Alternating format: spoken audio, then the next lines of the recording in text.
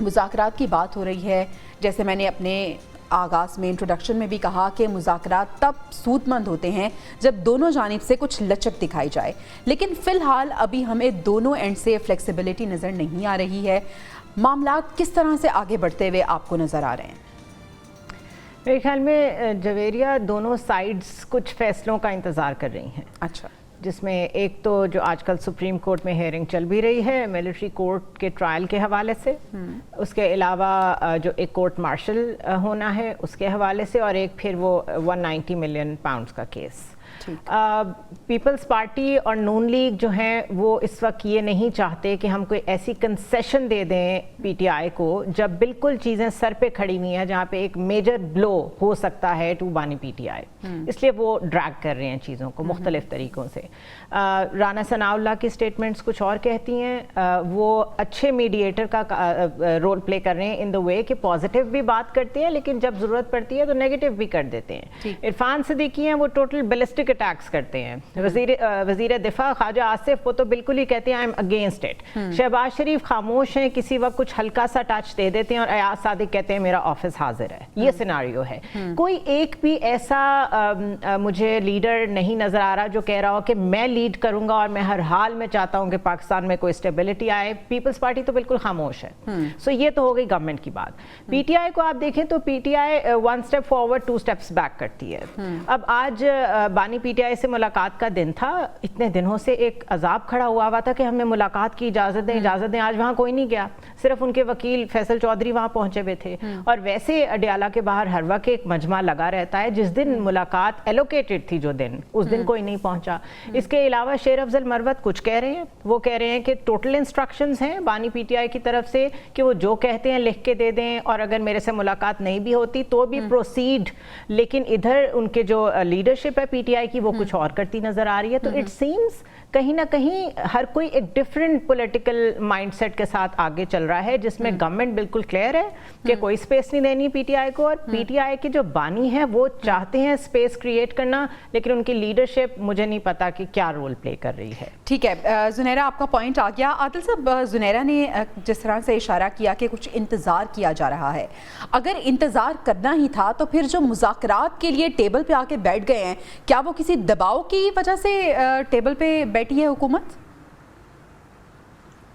دیکھیں، جن فیصلوں کا انتظار کیا جا رہا ہے ان فیصلوں کی میں آلموسٹ جسے کہتے ہیں کہ پتہ ہے کہ وہ کیا فیصلے ہوں گے۔ 190 ملین کا جو فیصلہ ہے وہ اس میں ایک اندازہ ہے کہ میکسیمم سزا ہو سکتی ہے۔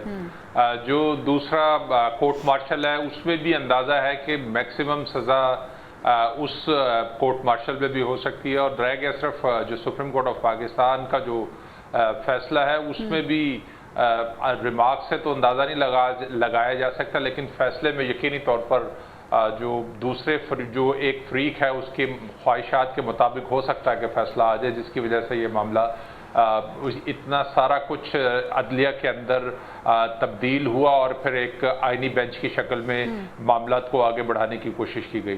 تو یہ تو جو فیصلوں کے اگر تو وہ انتظار کر رہے ہیں، یہ تو پھر تحریک انصاف کی بے وقوفی۔ میرا خیال ہے وہ فیصلوں کا انتظار نہیں کر رہے، وہ کسی اور طرف سے گرین سگنل کا انتظار کر رہے ہیں کہ وہ کوئی ایسا پریشر بلڈ ہو جائے جس کی وجہ سے وہ مذاکرات کی میز سے جو ہے وہ خالی ہاتھ نہ لوٹے۔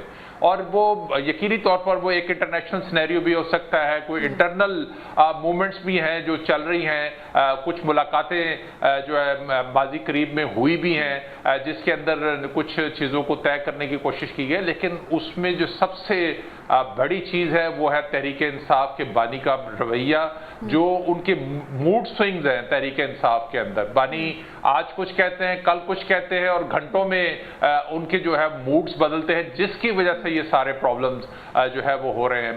تحریک انصاف جو پوری جماعت ہے وہ دیکھتی ہے کہ بانی کا موڈ کس طرف چل رہا ہے، وہ اس طرف چلنا شروع ہو جاتی ہے۔ تو بیسیکلی تحریک انصاف بطور پارٹی اس طرح سے ریئیکٹ نہیں کر رہی جس طرح سے اس کو کرنا چاہیے تھا، کیونکہ اپیرنٹلی تو تحریک انصاف کہہ رہی ہے کہ بھئی ہماری ملاقات کرائی جائے، ملاقات ہوگی تو پھر ہم آگے بڑھیں گے، ہم بڑے سنجیدہ ہیں۔ لیکن حامد صاحب، آپ کو غیر سنجیدگی کس جانب نظر آ رہی ہے، اور آپ کو کیا لگ رہا ہے کہ پاکستان تحریک انصاف بڑی سیریس ہے اور تیزی سے معاملات آگے لے کے جانا چاہتی ہے، اور دوسری طرف سے کچھ جو مومنٹس ہیں وہ سلو نظر آ رہی ہیں؟ دیکھیے جویریہ، میرا خیال ہے کہ سنجیدگی کا بڑا ایشو کے ساتھ ساتھ غیر یقینی صورتحال کی بات ہے.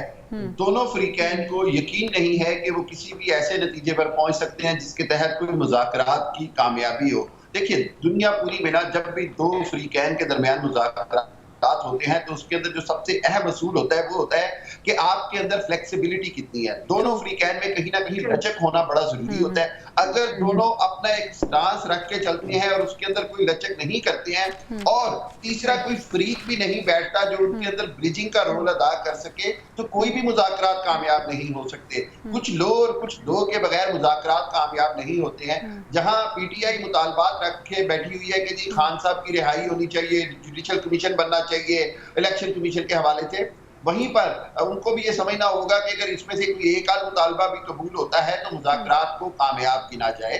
دوسری جانب جبھی زنیرہ نے بڑی اچھی بات کہی جس طرح انہوں نے انالیسس کیا کہ رانا ثناء اللہ کس طرح کر رہے ہیں اور خواجہ آصف کیا کر رہے ہیں. بنیادی بات یہ ہے کہ خود حکومت کے اندر بہت سارے وزراء، بہت سارے حکومتی اراکین ہیں جو انسیکیور ہیں، جو یہ سمجھتے ہیں کہ مذاکرات کی کامیابی میں ہو سکتا ہے کہ آئندہ آنے والے جو حکومتوں کا جو نقشہ ہے وہ بدل جائے. اس حوالے سے کہیں نہ کہیں یہ بات پائی جاتی ہے کہ مذاکرات کی ناکامی یا مذاکرات کا لٹکانا جو ہے وہی شاید حکومت کے فائدے میں ہے. لیکن ایک اور بات جو بھی عادل صاحب نے کہی وہی بات سامنے آتی ہے کہ جی 20 جنوری کی جو تاریخ ہے وہ پی ٹی آئی دیکھ رہی ہے.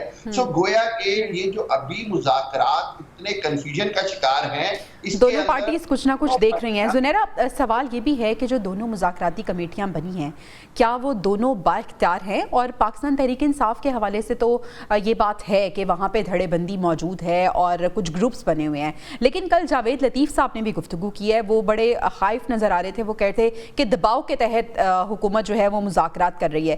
تو کیا ایسا ہے کہ مسلم لیگ نون میں بھی ڈفرینٹ اسکول آف تھاٹس ہیں؟ اچھا جویریہ، ویسے جب پالیٹکس کی کوئی ایک شکل میڈیا پہ دکھائی جا رہی ہوتی ہے تو ضروری نہیں ہے کہ وہی اصل شکل ہو. ایک وقت میں 5-6 اسٹریٹجیز پہ کام ہو رہا ہوتا ہے، ڈفرینٹ ڈائریکشنز میں بہت سارے پروجیکٹس ایک ہی وقت میں چل رہے ہوتے ہیں. تو اگر وہ 5-6 بھی ہوتے ہیں تو وہ 5-6 اسٹیک ہولڈرز پھر بڑے کانشیس ہوتے ہیں نا، سب کے اسٹیکس ہوتے ہیں بیچ میں. تو اگر یہاں کوئی ہم 3-4 اسٹیک ہولڈرز بھی لگا لیں تو سب کے اسٹیکس لگے ہوئے ہیں. اب مذاکرات اور یہ سارا جو ایک سینیریو کریٹ کیا گیا ہے، it's a zero sum game to me honestly speaking, کیونکہ ہماری پولیٹیکل پارٹیز کا اتنا پوٹینشیل نہیں ہے کہ وہ پولیٹیکلی چیزوں کو ریزالو کر سکیں. That is number 1. نمبر 2، ماضی میں اسٹیبلشمنٹ میڈیٹر کا رول پلے کرتی رہی ہے. وہ پلے کرتے کرتے انہوں نے ان کو اتنی اسپیس دے دی ہے کہ اب they are calling the shots اور ان کو سننی پڑتی ہے. اب اگر فرض کر لیتے ہیں کہ انہوں نے ان کو بٹھایا ٹیبل پہ تو بھی یہ بیٹھ کے سوچ رہے ہیں کہ کس کو آؤٹ کر دیا جائے گا، کس کو ان کر دیا جائے گا. ان کی انسیکیورٹیز سامنے آ رہی ہیں. تو it is a zero sum game, اس میں سے نکلنا کچھ بھی نہیں ہے. اف اینی تھنگ دنیا کو دکھایا جا رہا ہے آپٹکس کے لیے کہ جی ہم نے پولیٹیکل ریکنسیلیشن کی بھی کوشش کی ہے. ہم ایک ٹیبل، پی ٹی آئی بھی یہی کہے گی کہ ہم تو بیٹھے تھے ٹیبل پہ، گورنمنٹ بھی یہی کہے گی کہ ہم نے تو کہا تھا کہ چارٹر آف اکانومی کر لیں، ہمارے ساتھ بیٹھے. اٹس اے فساڈ، اس میں سے کچھ نہیں نکلنا. اگر کچھ نکلنا ہے تو وہ ویسے ہی نکلنا ہے جس طرح 2018 2013 اس سارے پیریڈ میں پاکستان کی پالیٹکس مینج ہوتی آئی ہیں.